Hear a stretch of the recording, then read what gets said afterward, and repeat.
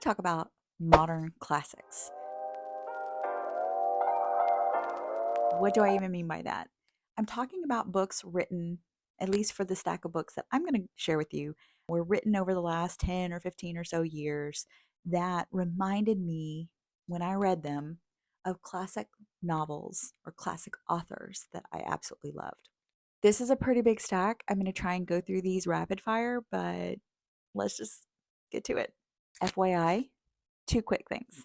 I am a historical fiction lover, so a lot of these books have some historical element.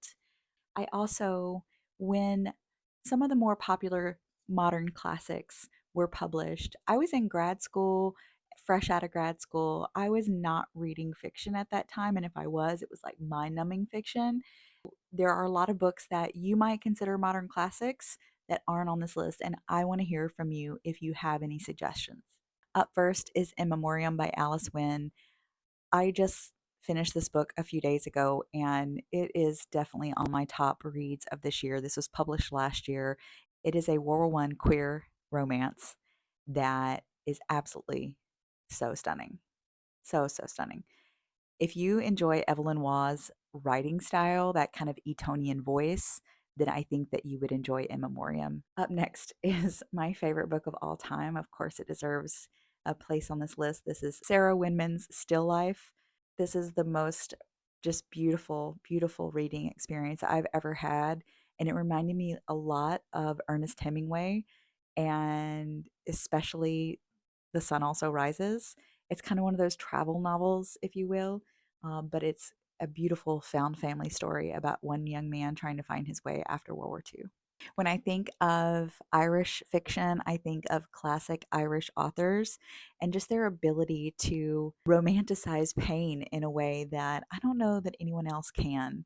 And I think that Louise Kennedy captured that in Trespasses. This is about a young woman during the Troubles just trying to find her way in a really difficult romantic and political situation.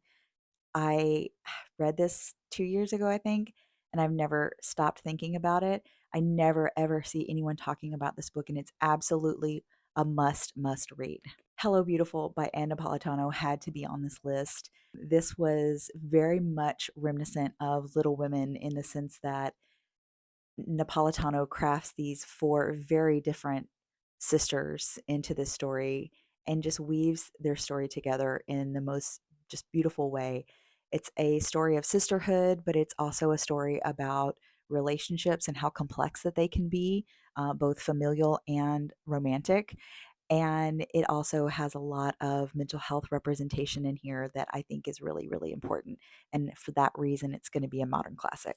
Jessamine Ward's Let Us Descend is one of two books that are very similar on this list in terms of the writing style as well as the character story, but they both deserve to be on this list. I recently finished this book and it felt so much like a fever dream. I loved it so much. It reads like poetry at times. The writing itself is just so beautiful. It's something I've not really encountered before, and this is what I wanted Kindred to be. This is about a young slave girl in plantation era, slavery era, I'm assuming Civil War. We never really know exactly the date, but she descends further and further and deeper into slavery as she's sold south. And along the journey, she meets a spirit who she believes is the embodiment of her mother's mother, and all the mothers in her line. And it's just so stark and visceral, and I highly, highly recommend. I did not think a romance was going to end up on this list, but Talking at Night by Claire Daverley absolutely deserves to be on this list. It reminded me of Wuthering Heights and that just ferocity and intensity that two characters can feel for each other, but still never quite figure it out. It's just, it's so good. It's so human. I lack the words to describe how beautiful this story is. Celeste Ng's Our Missing Hearts. This book made me sob. I read it while my mother was on hospice. So I think that that added to the intensity of feeling that I experienced when reading this book because it is a book about motherhood and the relationship between mothers and children and what mothers will and won't do to take care of their kids.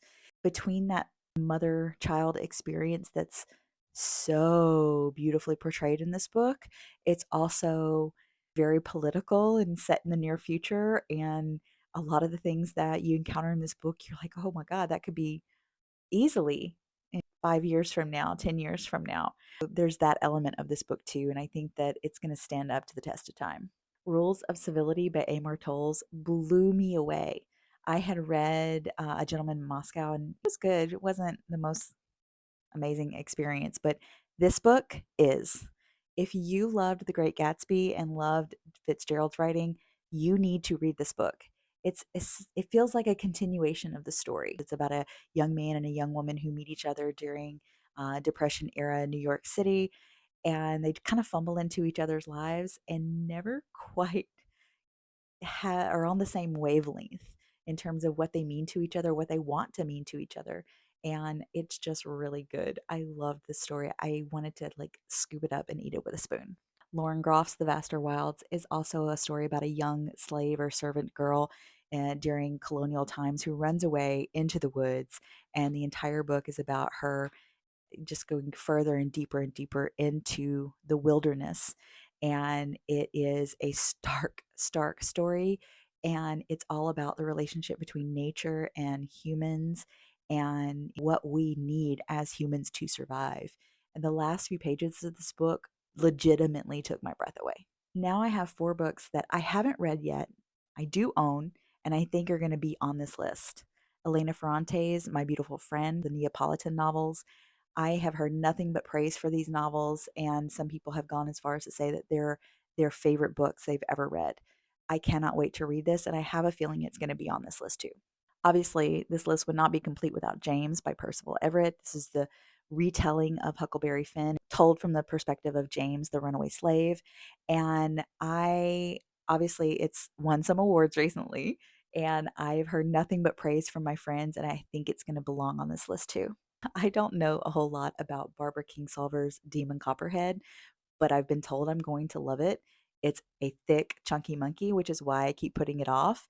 But I have a feeling that if it's as good as everyone says, it will belong on this list too. Last but not least is The Heart's Invisible Furies by John Boyne.